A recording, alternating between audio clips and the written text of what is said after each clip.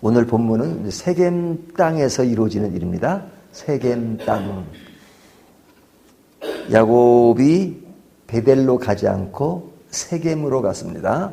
숫곳에서 세겜으로 갔습니다. 그러니까 야곱이 서운했던 것은 베델이었잖아요. 그러니까 서운했던 그 장소로 가지 않고 세겜으로 간 것입니다.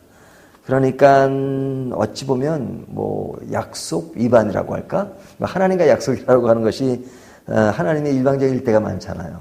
왜냐하면 인간이 자꾸 나약하기 때문에 인간은 하나님과 약속이란 말보다는 뭐 서운한다 그렇게 말하잖아요. 하나님 내가 이렇게 하겠습니다. 다짐 같은 거 그런 거잖아요. 사실은 전 오늘날은 서운 같은 건 참 조심해야 합니다. 쉽게 할 게 아니에요. 왜냐하면 인간이 사람과의 약속도 못 지키는 경우가 참 많잖아요. 하나님 앞에서 그런 어떤 열정을 가지고 하나님 내가 이렇게 하겠습니다.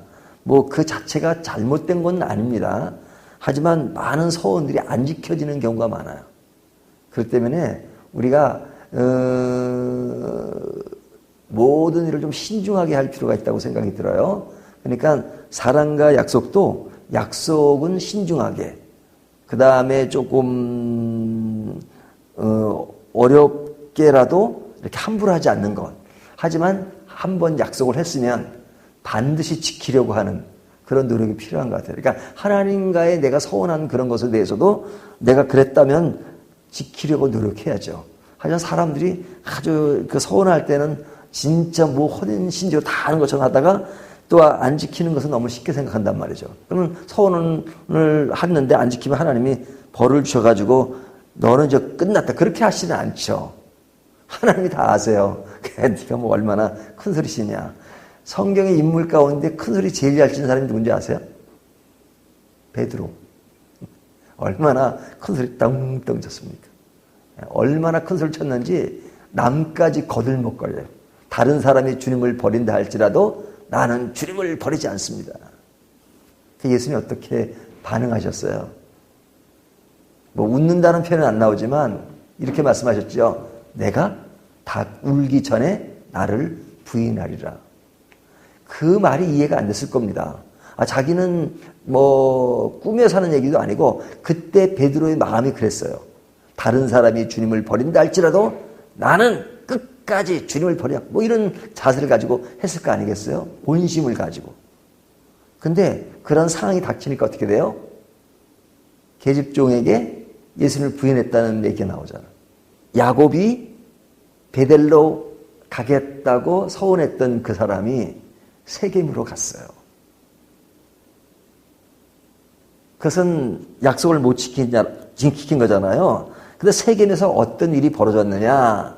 이제 그의 딸 디나가 있습니다. 디나가 이제 밖으로 나갔다가 그 세겜의 족장, 그러니까 하몰의 아들이죠.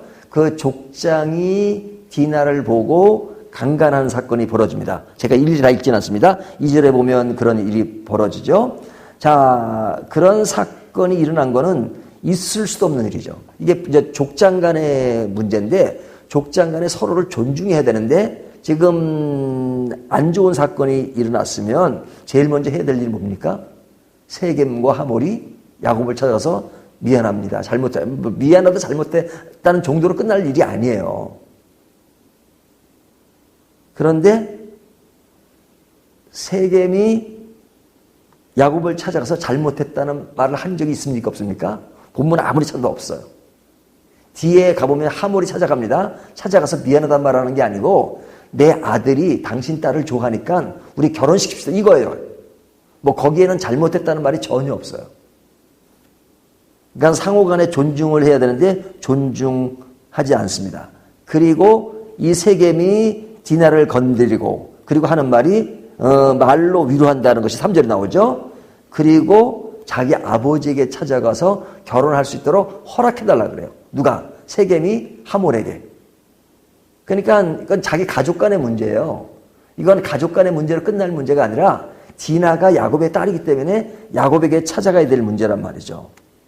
그러니까 여기 보면 야곱이 그 소식을 전해 들었다 이렇게.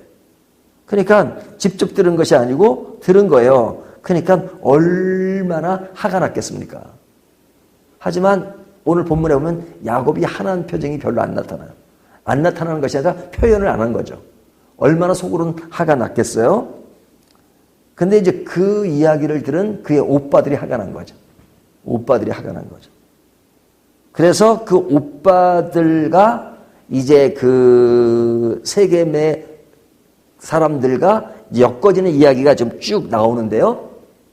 이 하몰이, 그러니까 세겜의 아버지죠. 야곱에게 가지고 우리 결혼시키자. 그러니까 이 형제들이, 그러니까 디나의 오빠들이 전략적으로 뭐 속이는 겁니다. 그럼 결혼하자. 결혼시키자. 그래서 하는 말이, 근데 우리는 이방인과 결혼할 수 없으니까 당신들이 우리 민족이 믿는 하나님을 믿어야 된다. 하나님을 믿는 표징으로 할례를 행해야 된다. 그러니까 그들이 그것을 동의하고 할례를 행하잖아요. 할례를 행한 사이에 여기 시므온, 레이가 가가지고 그 사람들을 다 죽이는 사건이 이제 내일 본문에 나옵니다. 이 사건이 굉장히 큰 사건이에요. 근데 그것이 앞으로 되어질 일도 그것이 엮어지는 것이 많단 말이죠. 그러면 이 사건이 지금 어디서 벌어진 사건이에요? 세겜에서. 세겜은 어떤 땅이에요? 세겜 자체는 중립적이죠. 땅이라고 하는 것은 중립적이잖아요. 뭐 땅이 제가 있고 제가 없는 게 아니잖아요. 돈을 얘기할 때 돈이 제가 있는 거예요, 없는 거예요? 돈은 중립적이에요. 돈을 사랑하는 것이 제인 거죠. 돈 자체가 뭐 제고 그런 건 아니란 말이죠. 그러면 자, 이제 이 문제를 가지고 우리가 볼 때, 자, 이 사건의 문제는 무엇이 문제인가 하는 거예요. 무엇이 문제? 세겜 땅이 문제인 것입니까? 아니면 야곱이 불순종한 것이 문제입니까? 불순종한 것이 문제죠. 세겜 땅이기 때문에 그런 불순종이 일어난 것이 아니고 세겜 땅이기 때문에 이런 문제가 발생한 게 아니란 말이죠. 우리가 살아가는 이 삶의 터전에는요, 늘 문제가 발생하게끔 돼 있어요. 특별히 뭐 선한 곳이 있어가지고 그곳에서 그냥 더 거기만 있으면은 더 뭔가 더 잘 되는 것이 있나요? 사람 기분상 그렇지. 죄의 문제는 뭐냐? 하나님과의 관계 문제예요. 관계 문제. 자, 이런 예를 드는 이유는 뭐냐면 죄란 뭐냐? 하나님께 불순종하는 것입니다. 그것이 제일 근본적인 정의예요. 근데 이제 현실 가운데 유리로 나타나는 죄의 결과, 이런 것을 얘기할 때 거짓말도 죄고 살인도 죄고 이렇게 말하는 거죠. 그러니까 이제 이 문제는, 오늘 본문에 나오는 문제는 뭐냐면 야곱이 베델로 가야 하는 것이에요. 세겜으로 가는 것은 약속을 서원한 것을 위반하고 그걸 간 거예요. 그런 상황 속에서 벌어진 사건이에요. 그러면 이 사건을 볼 때 불순종한 자신의 모습을 다시 한번 관찰하고 점검하는 것이 중요해요. 하나님, 잘못했습니다. 내가 하나님의 말씀을 따르지 않고 불순종의 길을 갔습니다. 그런 상황 속에서 발생한 디나 사건, 이런 것에 대해서 용서해 주십시오. 이렇게 가는 것이 정상적이다 이거죠. 근데 우리는 너무 그런 쪽으로 생각하지 않고 어떤 지역적인 문제로 생각할 수 있을 때가 많아요. 아이고, 이게 세겜 땅이니까 그런 죄를 범할 수밖에 없는 그런 지역이었어. No, 아닙니다. 지역이 문제가 아니라 관계의 문제예요. 죄란 하나님과의 관계니까 불순종으로 나타난 결과다 이거죠. 그래서 우리가 늘 점검해야 될 것은 어떤 상황 속에서 그런 모든 것을 이렇게 측정하기보다는 하나님과의 관계 속에서. 영적으로 죽었다는 것은 뭐예요? 하나님과의 관계가 끊어졌다는 얘기죠.